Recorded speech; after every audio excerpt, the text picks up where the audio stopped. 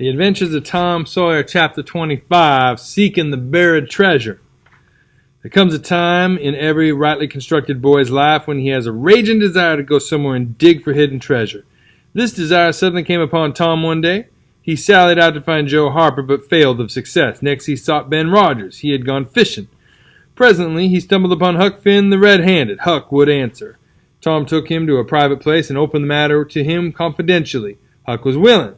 Huck was always willing to take a hand in any enterprise that offered entertainment and required no capital, for he had a troublesome superabundance of that sort of time which is not money.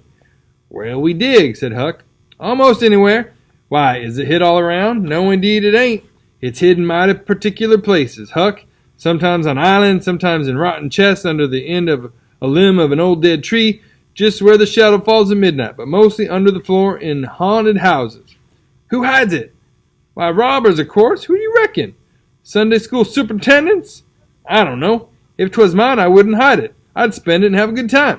"Well, so would I, but robbers don't do that way. They always hide it and leave it there." "Don't they come after it any more?" "No, they think they will, but they generally forget the marks or else they die. Anyway, it lays there a long time and gets rusty, and by somebody finds an old yellow paper that tells how to find the marks. A paper that's got to be ciphered over about a week because it's mostly signs and hieroglyphics." "Which?" "Hieroglyphics. Pictures and things, you know, that don't seem to mean anything." "Have you got one of them papers, Tom?" "No." "Well, then how are you going to find the marks?" "I don't want any marks. They always bury it under a haunted house or on an island or under a dead tree that's got one limb sticking out." "Well, we've tried Jackson Island a little, and we can try it again sometime. And there's the old haunted house up on the Still House branch, and there's lots of dead limb trees, dead loads of them." "Is it under all of them?" "How you talk? No. Then how you going to know which one to go for?" "Go for all of them." "Why, Tom, it'll take all summer." "Well, what of it? Suppose you find a brass pot with $100 in it, all rusty and gray, or a rotten chest full of diamonds. How's that?" Huck's eyes glowed. "That's bully. Plenty bully enough for me. Just you give me the $100. I don't want no diamonds." "All right. I bet you I ain't going to throw off on diamonds. Some of 'em's worth $20 apiece. There ain't any hardly, but it's worth 6 bits or $1. "No, is that so?" "Certainly. Anybody tell you so? Ain't you ever seen one, Huck?" "Not as I remember." "Oh, kings have slathers of 'em." "I don't know no kings, Tom."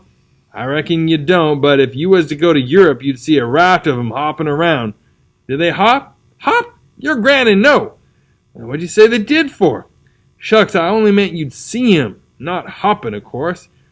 "What do they want to hop for?" "But I mean, you just see 'em scattered around, you know, in a kind of general way, like that old humpbacked Richard."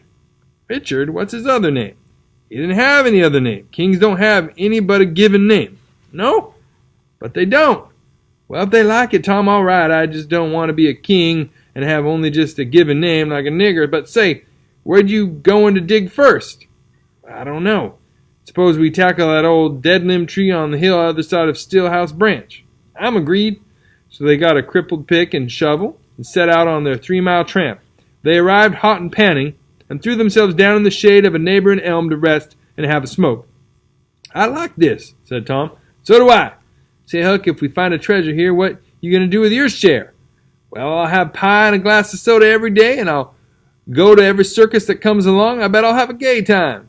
"Well, ain't you going to save any of it?" "Save it? What for?"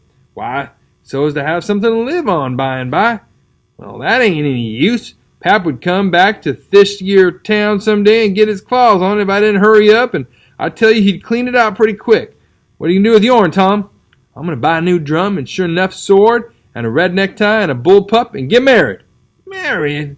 "That's it."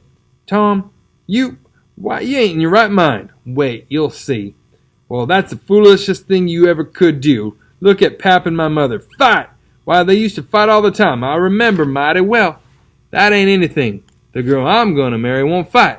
"Tom, I reckon they're all alike. They'll all comb a body. Now, you better think about this a while. I tell you better. What's the name of the gal?" "It ain't a gal at all. It's a girl." "It's all the same, I reckon. Some says gal, some says girl. Both's right like enough. Anyway, what's her name, Tom?" "I'll tell you sometime, not now." "All right, that'll do. Only if you get married, I'll be more lonesomer than ever." "Now you won't. You'll come and live with me. Now, steer out of this and we'll go to digging." They worked and sweated for half an hour. No result. They toiled another half an hour without result. Huck said, "Do they always bury it as deep as this?" "Sometimes, not generally. I reckon we haven't got the right place." So they chose a new spot and began again. The labor dragged a little, but still they made progress. They pegged away in silence for some time. Huck finally leaned on his shovel, swabbed the beaded drops from his brow with his sleeve, and said, "Where are you going to dig next after we get this one?" "I reckon maybe we'll tackle the old tree that's over yonder in Cardiff Hill back of the widow's." "I reckon that'll be a good one. But won't the widow take it away from us, Tom? It's on her land." "She take it away? Maybe she'd like to try it once. Whoever finds one of these hid treasures, it belongs to him. It don't make any difference whose land it's on." That was satisfactory. The work went on. "By and by," Huck said, "Blame it, we must be in the wrong place again. What do you think?" "It is mighty curious, Huck. I don't understand it. Sometimes witches interfere. I reckon maybe that's what's the trouble now." "Shucks, witches got ain't no power in the daytime." "Well, that's so. I didn't think of that. Oh, I know what the matter is. What a blamed lot of fools we are.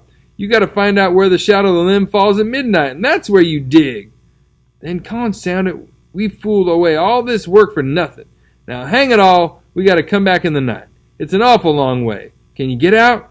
"I bet I will. We've got to do it tonight, too, because if somebody sees these holes, they'll know in a minute what's here, and they'll go for it." "Well, I'll come round and meow tonight." "All right, let's hide the tools in the bushes." The boys were there that night about the appointed time. They sat in the shadow waiting. It was a lonely place, and an hour made solemn by old tradition. Spirits whispered in the rustling leaves.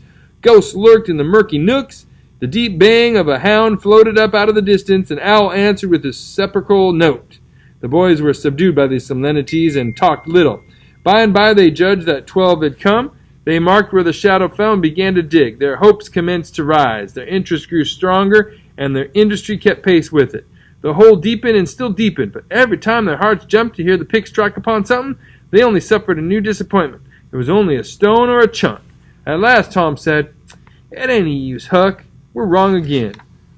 "Well, but we can't be wrong. We spotted the shadow to a dot." "I know, but then there's another thing." "What's that?" "Why, we only guessed at the time. Like enough was too late or too early." Huck dropped his shovel. "That's it," said he. "That's the very trouble. We got to give this one up. We can't ever tell the right time, and besides, this kind of thing's too awful. Here this time of night with witches and ghosts floating around so, I feel as if something's behind me all the time, and I'm afeard to turn around, because maybe there's others in front waiting for a chance. I've been creeping all over ever since I got here." "Well, I've been pretty much so too, Huck. They most always put a dead man in where they bury a treasure under a tree to look out for it." "Lordy!" "Yes, they do. I always heard that. Tom, I don't like to fool around much where there's dead people. A body's bound to get into trouble with them, sure. I don't like to stir 'em up either. Suppose this one was to stick his skull out and say something." "Don't, Tom. It's awful." "Well, it just is. Huck, I don't feel comfortable a bit. Say, Tom, let's give this place up and try somewhere else." "All right, I reckon we better." "What'll it be?" Tom considered a while and then said, "The haunted house, that's it." "Blame it, I don't like haunted houses, Tom. Why, they're a darn sight worse than dead people. Dead people might talk maybe, but they don't come sliding around in a shroud when you ain't noticing and peep over your shoulder all of a sudden and grit their teeth the way a ghost does. I couldn't stand such a thing as that, Tom. Nobody could." "Yeah, but Huck, ghosts don't travel around only at night. They don't hinder us from digging there in the daytime." "Well, that's so, but you know mighty well people don't go about that haunted house in the day nor the night." "Well, that's mostly because they don't like to go where a man's been murdered anyway. But nothing's ever been seen around the house except in the night. Just some blue lights slipping by the windows. No regular ghosts." "Well, where you see one of them blue lights flickering around you, Tom, you can bet there's a ghost mighty close behind it. It stands to reason, 'cause you know that they don't anybody but ghosts use 'em." "Yeah, that's so, but anyway, they don't come around in the daytime, so what's the use of being afeared?" "All right, we'll tackle the haunted house if you say so, but I reckon it's taking chances."